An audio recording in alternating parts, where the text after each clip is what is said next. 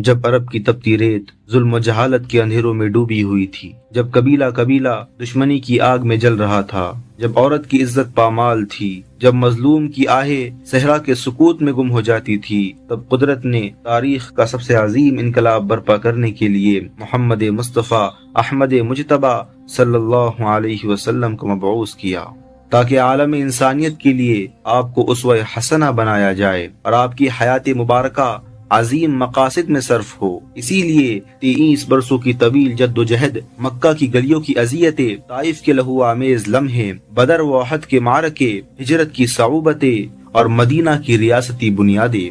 سب کچھ انسان کو اس کے رب سے جوڑنے اور زمین پر عدل و رحمت کا نظام قائم کرنے کے عظیم مقصد کی طرف بڑھ رہا تھا، اور تاریخ نے حصول مقصد کی اس طور سے منظر کشی کی ہے کہ آنکھوں سے روا اشکوں کی موج دل کے پارے پارے کر دیتی ہے۔ سیرت نگاروں نے لکھا ہے کہ سن 10 ہجری ذی القعدہ کے آخری ایام ہے، جب نبی اکرم صلی اللہ علیہ وسلم مدینہ سے احرام باندھ کر اپنے محبوب جانثاروں کے ساتھ مکہ مکرمہ کی جانب روانہ ہوئے۔ قافلہ نور کا منظر تھا، ہر چہرہ ایمان کی روشنی سے منور، ہر دل سے لبیک کی صدا گونج رہی تھی۔ مناسک حج کی ادائیگی کے بعد 9 ذی الحجہ کو سورج کی تپش میں چمکتا ہوا عرفات کا میدان گواہ بنا اس لمحے صداقت کا، جب نبی آخر الزماں صلی اللہ علیہ وسلم قصوہ پر سوار جبل رحمت کے دامن میں جلوہ افروز ہوئے۔ میدان میں سکوت طاری تھا، بس لبیک لبیک کی دھیمی گونج اور ہزاروں آنکھوں سے روا اشکوں کی خاموش گواہی محسوس کی جا سکتی تھی۔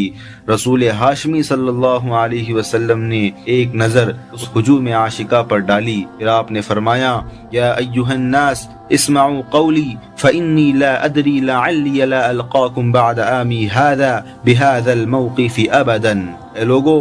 میری بات غور سے سنو، شاید آج کے بعد تم مجھ سے یہاں نہ مل سکو گے۔ یہ کلمات بجلی بن کر صحابہ کے دلوں پر گرے، ہچکیوں اور سسکیوں سے فضا بھر گئی، کچھ چہروں پر حیرانی تھی، کچھ پر اداسی، لیکن ہر دل یہ گواہی دے رہا تھا کہ یہ وقت رخصت کا ہے۔ اس کے بعد نبی اکرم صلی اللہ علیہ وسلم نے وہ جامع خطبہ ارشاد فرمایا جو انسانی حقوق، عدل و مساوات، عورت کی تکریم، معاشی انصاف اور عالم اخوت کا بے جوڑ سمندر ہے۔ آپ صلی اللہ علیہ وسلم نے فرمایا،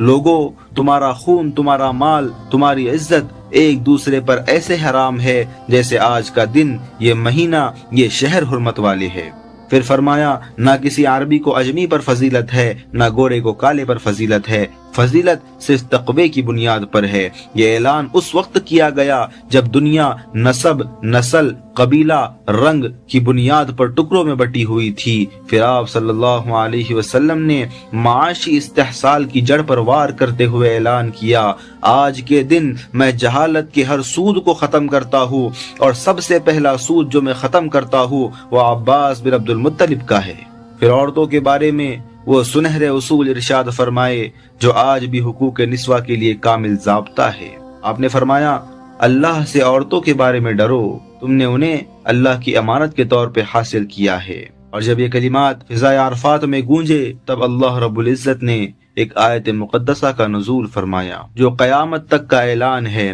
الیوم اکملت لکم دینکم واتممت علیکم نعمتی ورضیت لکم الاسلام دینا۔ یہ اعلان صرف شریعت کے اکمال کا نہیں بلکہ اس امانت الہی کی تکمیل کا تھا جس کا بوجھ امانت پہاڑ بھی نہ برداشت کر سکا۔ یہ خطبہ صرف باشندگان عرب کے لیے نہیں بلکہ انسانیت کے ہر بکھرتے قافلے کے لیے مشعل راہ ہے۔ اس میں دین ہے، دستور ہے، معاشرت ہے، اخوت ہے اور وہ جامع اخلاقیات ہے جس پر دنیا کی کوئی تہذیب کامل نہ ہو سکی۔